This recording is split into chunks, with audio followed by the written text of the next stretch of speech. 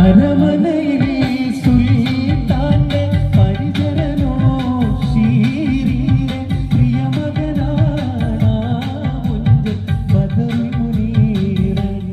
അവനെ പ്രിയതമനായി കാണുന്നു കുസുമ